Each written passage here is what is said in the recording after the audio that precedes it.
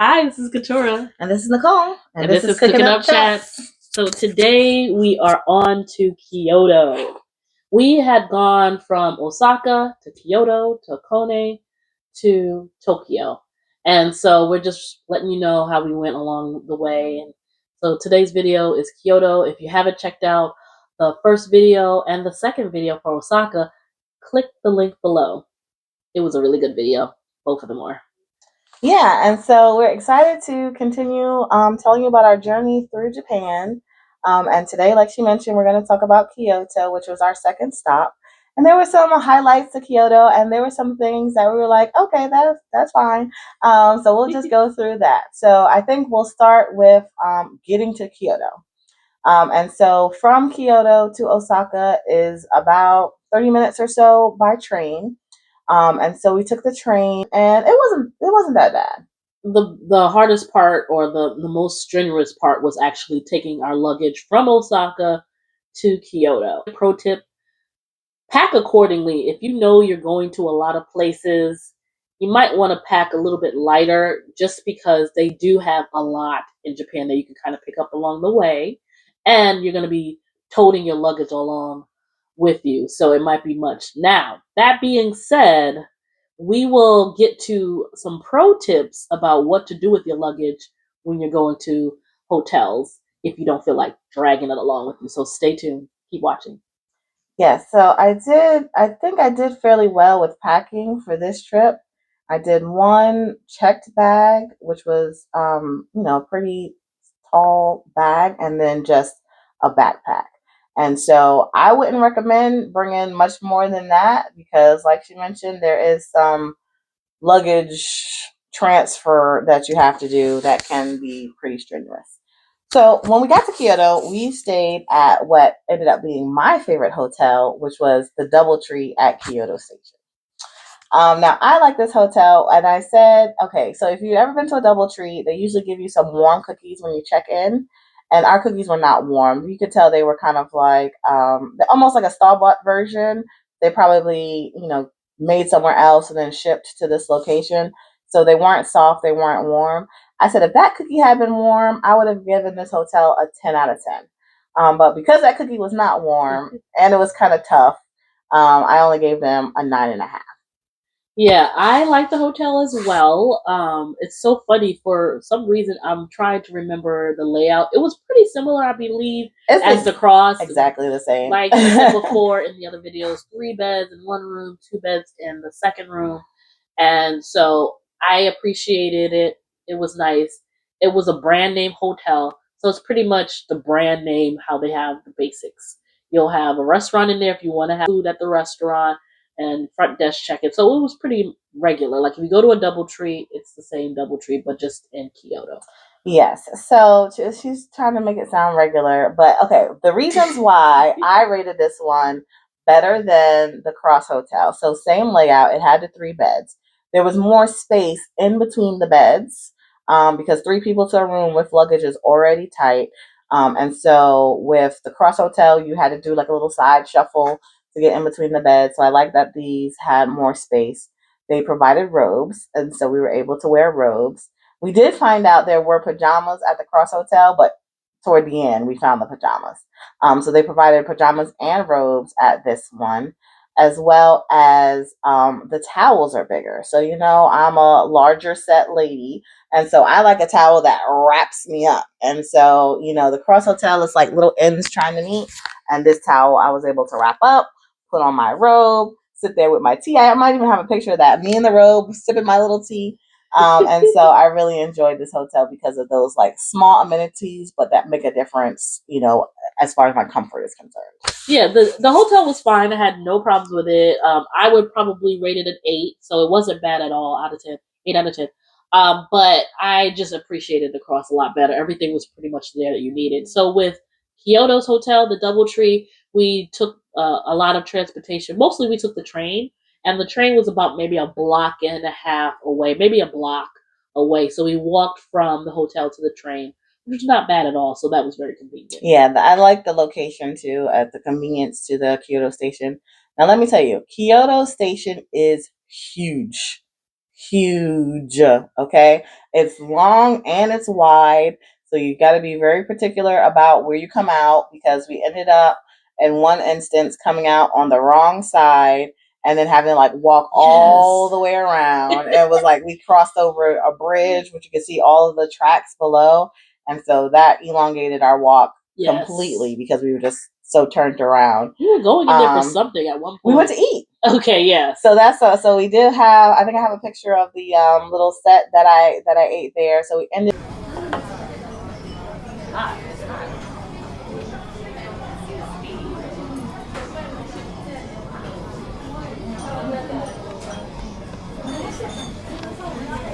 Okay, give me 1 second.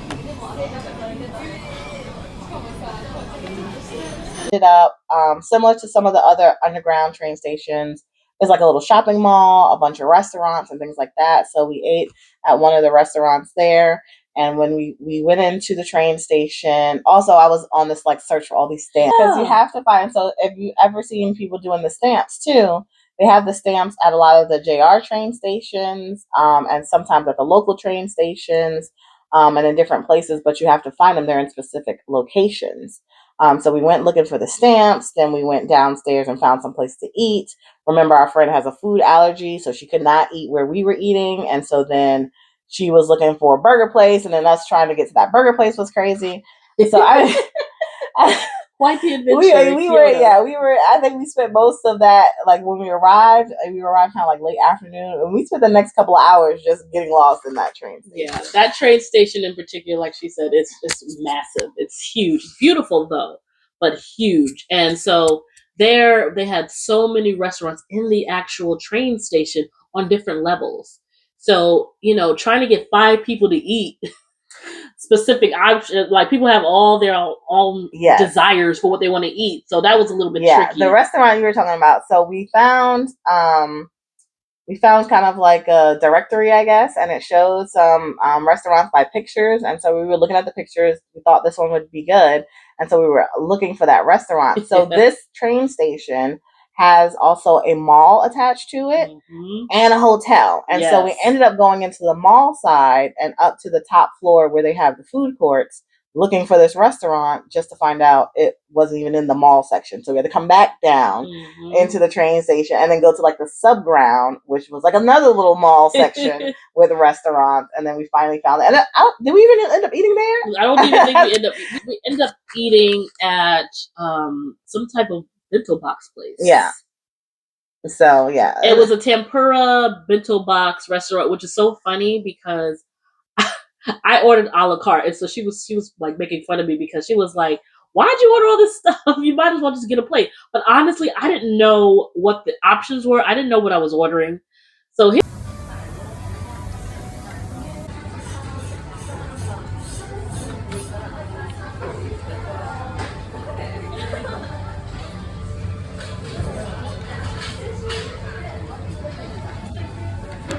a pro tip.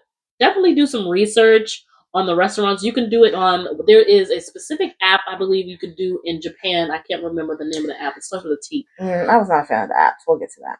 Okay, so we'll talk about the apps in another video possibly. But there's an app that they use in Japan. But also, if you go to Google and you look up restaurants, they have them listed.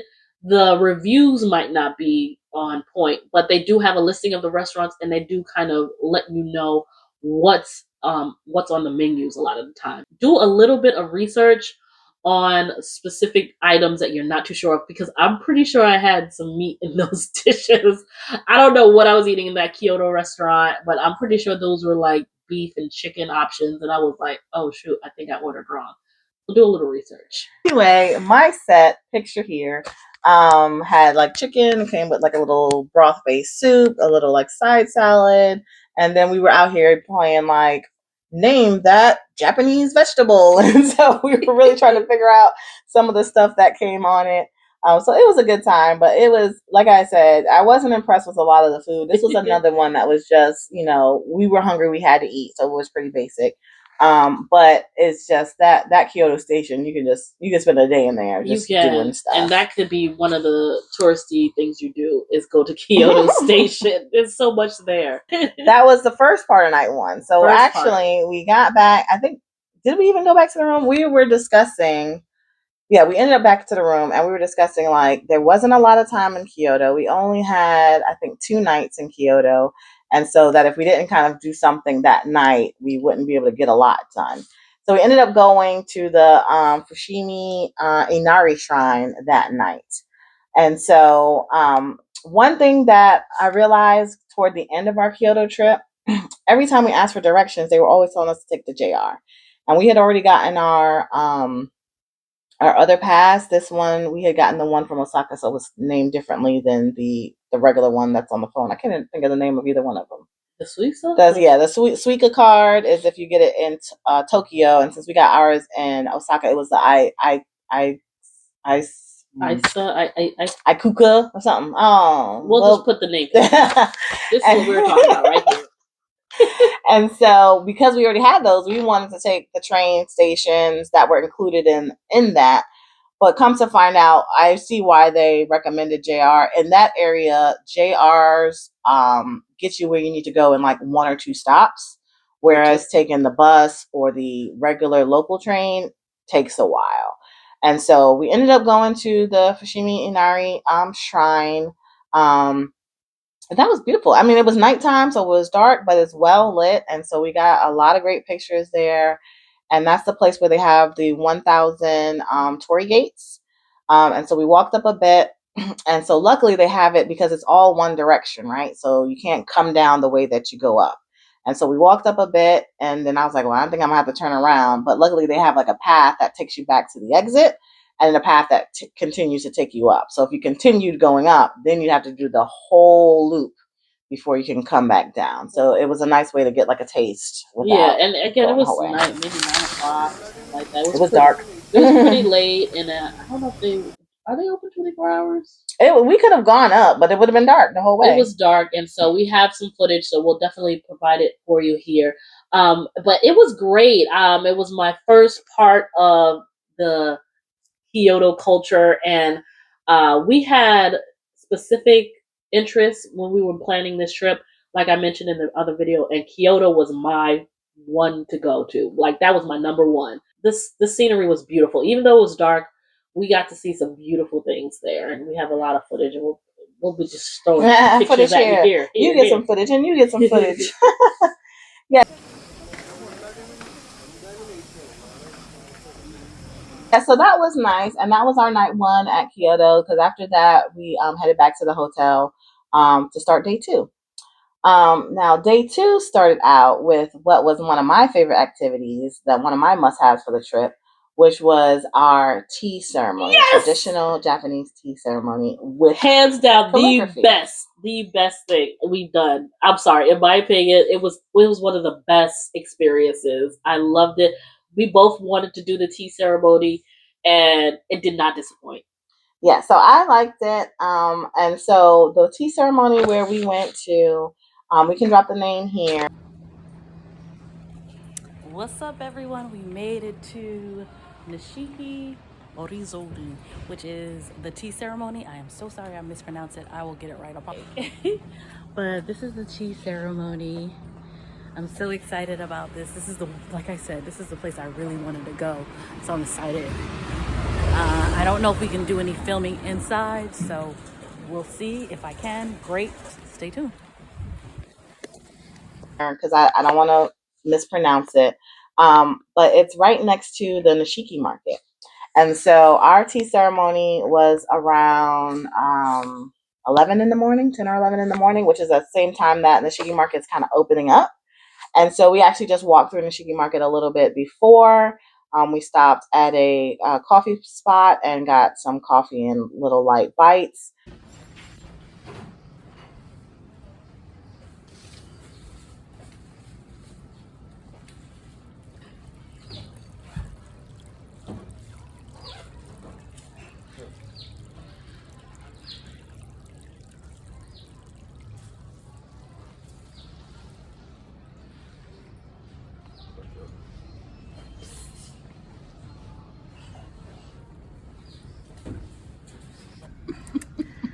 right, we're in Kyoto.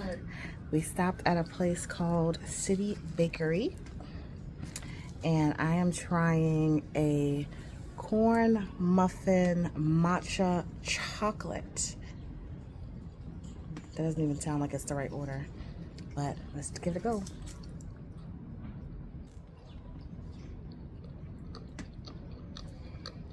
Okay. It's very corn and matcha-y. I thought it was unique. Try it. I'm not the biggest matcha fan, so let's go with 6. I didn't buy any coffee. It needs a coffee, so I'm gonna save the rest for later. Okay, bye. Before we went to the tea ceremony, and then we revisited Nishiki after the tea ceremony, and we'll kind of get more into what we did when we get to that. So tea ceremony, like she said, 10 out of 10, best 10 experience that we had the entire trip, which is why when people ask me like, oh, what do you think for Japan? I'm telling people based off of my experience, do more experiences. Yes. Don't worry about trying to see everything. Get in the experiences, even if that means you have to cut a city or a place out so that you can experience something more. I would recommend that because I feel like we did a lot, but we rushed through a bunch and we could have slowed down and enjoyed some of these things more if we had just, taken our time and just did more things in some of the locations we were at instead of just worrying about getting to location to location. That's a pro tip. Now, do you want to talk about getting dressed up? So, okay. So there is a Japanese tradition in some cultures where it's involving tea, and it's very sacred, it's very important, very respectful. And so say, pick out these wonderful kimonos. And so a kimono is a dress attire that some Japanese people wear. And there was a closet full of kimonos. It was like VIP status, y'all. Closet full of kimonos. You pick out which one you want. Someone does your hair, and I have natural hair. Japanese know how to style up. And I had braids, but she styled up my braids, y'all. It was just amazing. So they took complete great care of us. So they dress us undergarments on top of our underwear that they have that make us put on, and then we put on our kimonos. They asked us to choose out these belts. We also choose out some accessories for our hair, like I said. And they just dress us. They literally dress us. It was amazing. Yeah, and then I was asking them about that. I said, so if I were a geisha, would I always need assistance with getting dressed? And they says, the traditional geisha do have assistance getting dressed. Now if you're more, they do have some kimonos that you can kind of like put on yourself with little assistance. But these were the full-on kimonos where so they wrap you, they tie the belt, and then they get the ruching together, and then they tie the next belt, and then so you have one like a larger size belt, and then like a little rope, which is more like an accessory belt, and it's just gorgeous. You even get the kimono slippers, which put your like big toe separate from your other from your other toes, so that you can wear the slippers. So sorry, you get kimono socks so that you have that space in between your toes to wear the slippers. Yeah. So what an amazing experience. So they have it well organized. So they give about an hour to get everyone dressed. And there was probably about 10 of us, I think, because there was another family there of 5 and then our group of 5. So there's about 10 of us. And so they took the time to get us dressed. They had men's section separate from the women's section, and the men also have traditional kimonos that they wear. And then once we came out, they have a little like rock garden on the inside that we could take a couple of photos in. And then we were led upstairs to the tea ceremony area. And this is a traditional style room with the mats on the ground, and then you typically kneel on your knees. But what I loved about this part of it is that they were accommodating, knowing that everyone is not used to or capable of sitting on their knees. So they have little stools that can help you. So if you can sit on your knees but need a little elevation, they have stools. Or like myself, I took the full accommodation, which provided me with a full chair.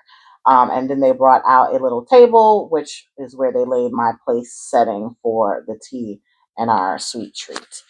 So that was helpful because I tried to get down there. And and she also gave. We had a right. wonderful guide with us, and I was trying to see if I can remember her name, but and we had some pictures of her, so you'll probably see her there. But she said that you could sit on your knees this way, or you could like kind of do your knees like cross your legs and sit to the side and have your knees still underneath you, and that was probably the traditional way to do it. Or you could sit, like she said, in the chair, and so it was up to you. It was totally your choice, and this is right at the beginning of the ceremony.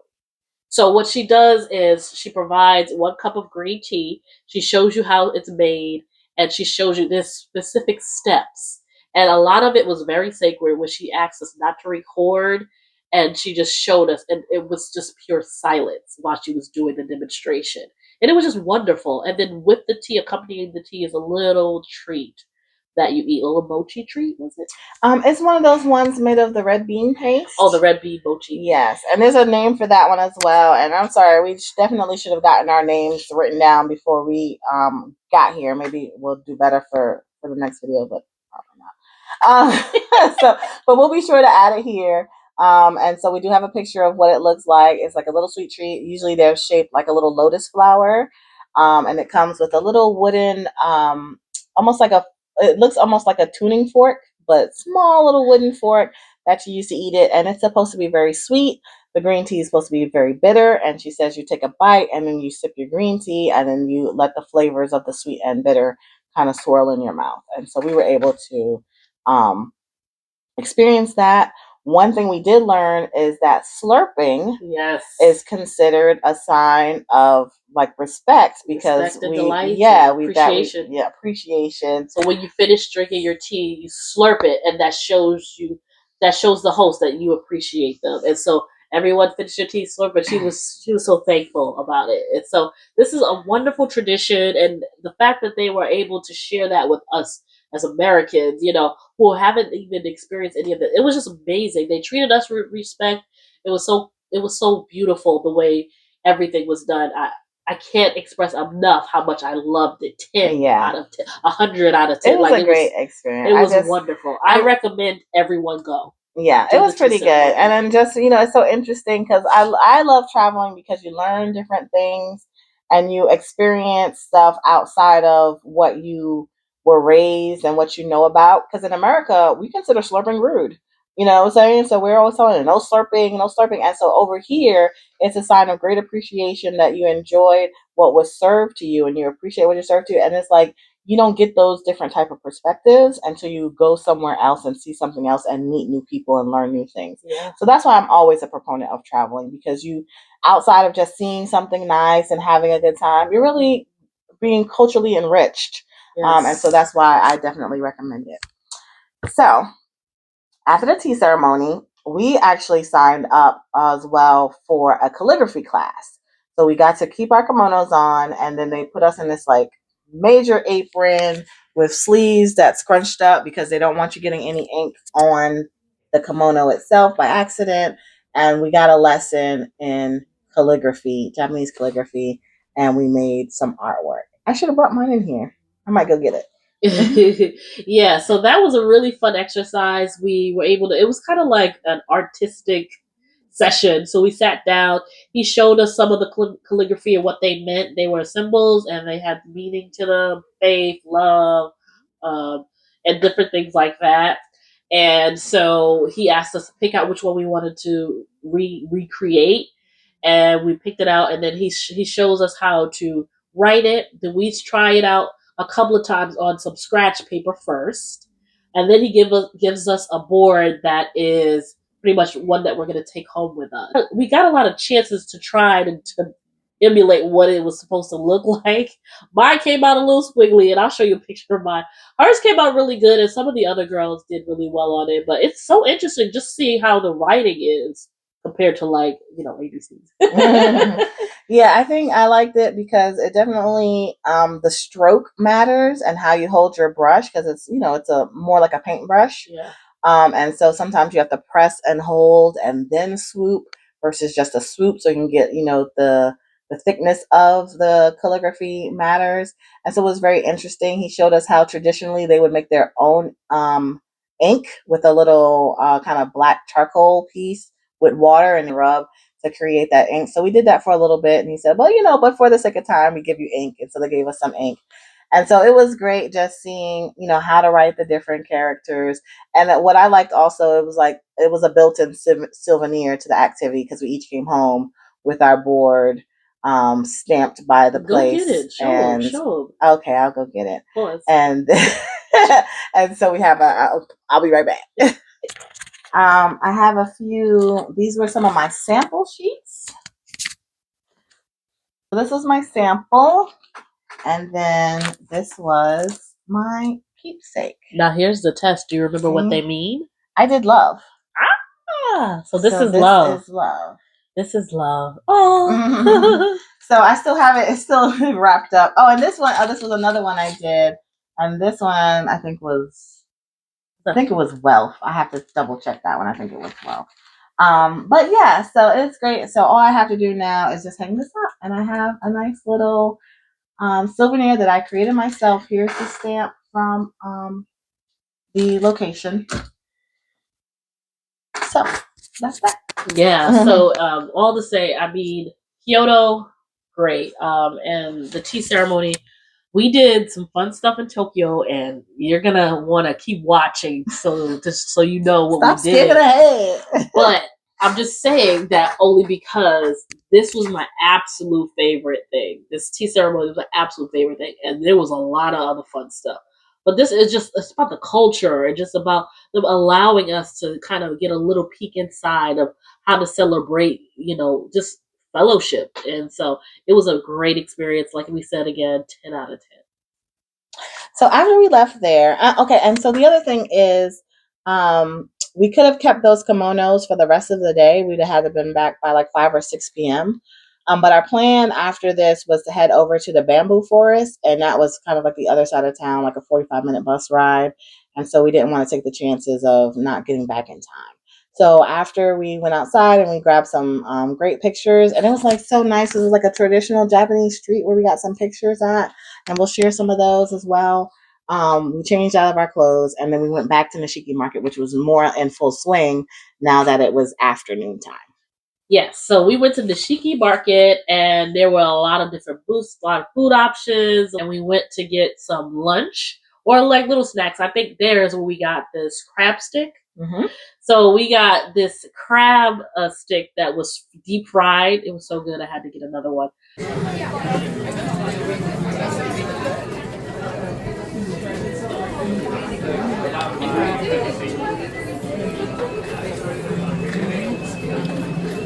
Really good.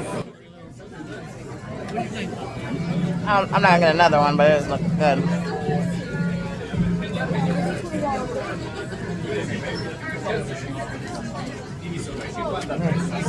I would say the crab tempura, that was probably the best bite that I had in Kyoto.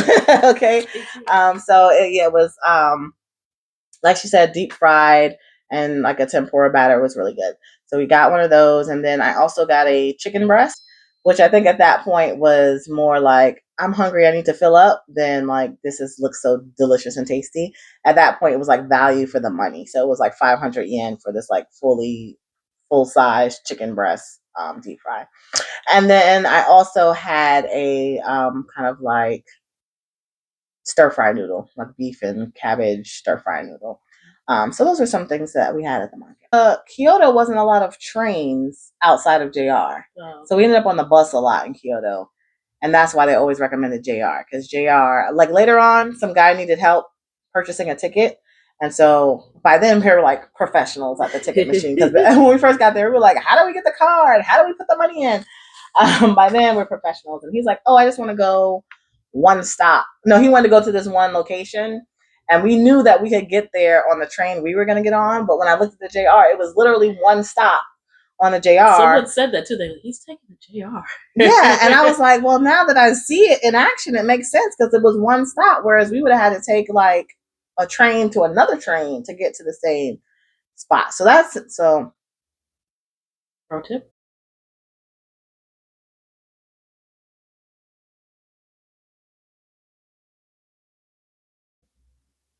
I mean, it's what your dollars can provide. Okay. Okay. All right. So next was the bamboo forest. And once again, daylight was running out and it was getting dark. And so we actually saw the guys doing the rickshaws, and we were talking, we were like waffling back and forth, like, ooh, we should do the rickshaw, we should not do the rickshaw, et cetera, et cetera. And we probably could have done it because it was, by then I was like tired of walking, my feet hurt. And you got to see the legs on these people because wow, it's a lot of work. Anyway, so the bamboo forest. So here's where I messed up. We had talked about the traditional bamboo forest, and then there was a like substitute bamboo forest that we were supposed to go to, and I forgot and just put in the directions to the regular bamboo forest. We wanted to go to the other one because it's also the one that had the little like statues, and so we didn't get there. But I really would have liked to have gone to the other one because I wasn't really all that impressed with this one. What do you think? I actually thought it was really nice. We met some Indian guys. It was pretty funny. Took some great pictures. Yeah, I mean it was a good time, but I mean and they were setting up some festival there, and then too. Also probably because we got there so late, there are a lot of shrines in the forest, and we didn't get to go into any of those because all the shrines close at about 4:30. So keep that pro tip. That's a pro tip. If you want to go shrines, you need to go early because they close at 4:30. And some people suggest going early in the morning. We didn't do that because we just had so much stuff packed in the day. And then with our tea ceremony being at like 10, we were like, could we get somewhere, do something, and be back in time? And we didn't want to chance it. So we just kind of had like a slow morning that day. But yeah, so the shrines close at 4:30 around that time. And so you won't be able to get in to see more stuff if you don't get there in time. So we kind of did the bamboo forest area, and then we were walking up to the shrines. And so we just did a bunch of walking, and they have some little like cafes and stuff in the area, but they also close around 4:30 because they know the traffic of people is going to be down once the shrines close. So, and we walked around. There's like a little big train track there that we walked across. It was nice. I thought it was nice. It was nice, but it was fine. It was fine. So then we took a very long bus ride after that to another shrine, which was also closed. But this one, it should have been open because it's one of the ones where it's out in the open, but they were doing like construction renovation in the area, so it was closed. But it was up a very nice traditional style street. Remember when we were there, they put the announcement on? Yeah, and I was like, is that an announcement for us? We see the sign, it says closed. So we're walking around in the middle of the night. Not in the middle of the night, but it's late at night, and it's dark, and we're walking towards this shrine that we thought was going to be really great to see.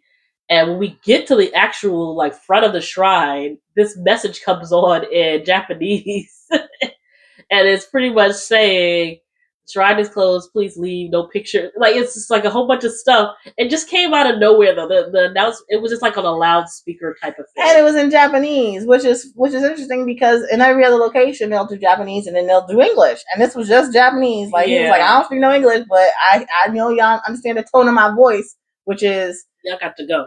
It's over. Yeah, wrap it up. Let's go. That was pretty much the only time we were like, oh, okay, so we gonna go. I don't know. I mean, like she said, there was nothing to do because it was closed. Everything was closed. I mean, but we did get some nice pictures because there was nobody. Yeah, there was pictures. Where I'm the type of person like I don't want no background people. And then one of our other friends that was there, she was like, "No, I want people to know there was other people there." And I'm like, "Nah, get them out, get them out of my picture." We took some pictures, and you'll see them in this video. But yeah, so after that, we got back on the bus, and we ended up going to a place called Fire Ramen that we seen on Instagram or something, and they actually light your bowl of ramen on fire. So we'll have to put that video in here. That was fun, and to me, it was a better ramen than the ramen we talked about at Osaka. Sorry. Yeah. Yeah. Yeah. Okay.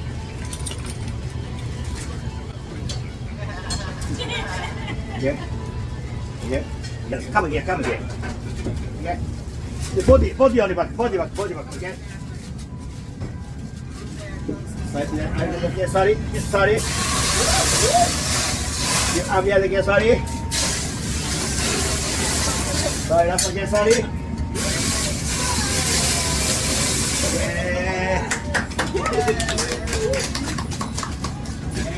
Yeah.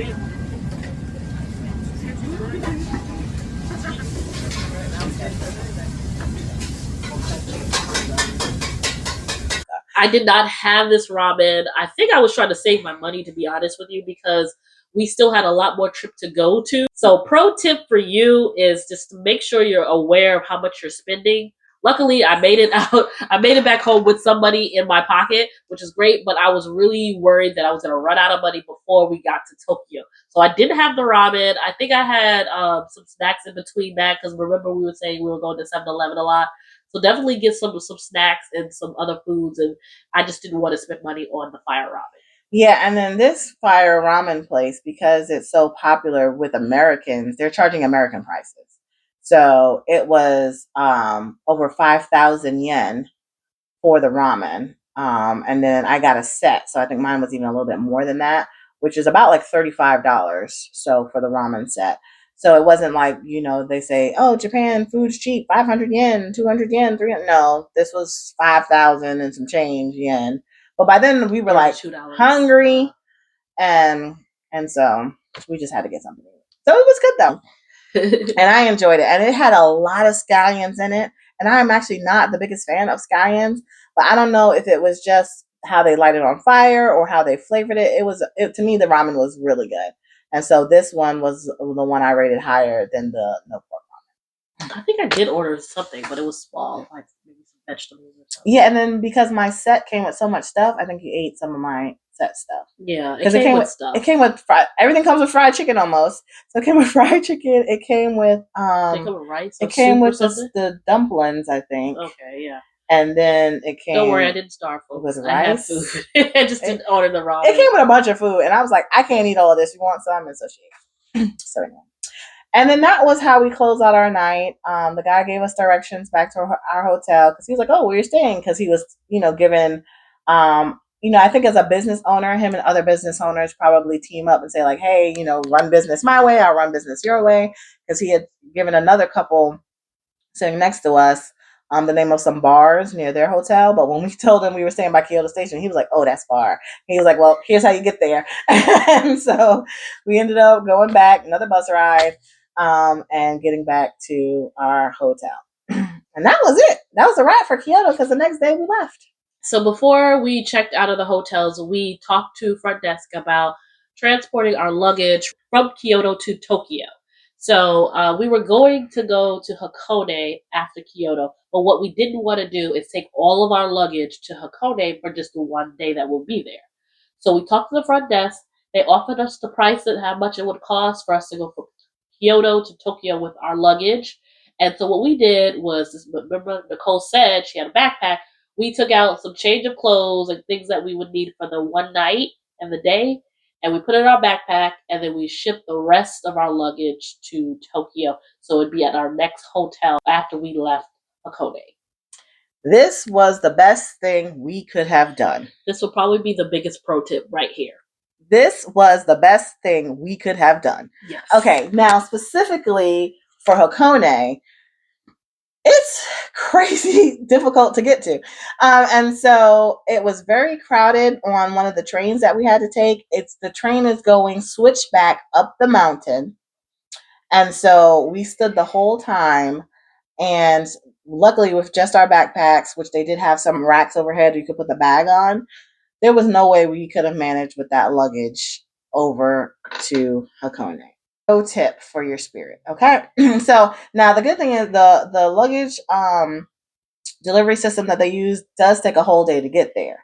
And so it worked out perfectly for us, because we left Kyoto, we spent the night in Hakone, and by the time we got to Tokyo the following day, our luggage was already there waiting for us. So there is going to be a 1-day kind of delay with the luggage arriving. So make sure you do have what you need for that night and the next day in your backpack, or however you want to carry it. So that way you don't need to go directly into your suitcase that next day. But that worked out perfectly. And so I think what we'll do is we'll take a pause here, and we will bring back everything that happened in Hakone for the next video, because that was a good time. And I think we'll talk about we could have spent another night in Hakone. But until next time, that's enough chatting for now. See you later.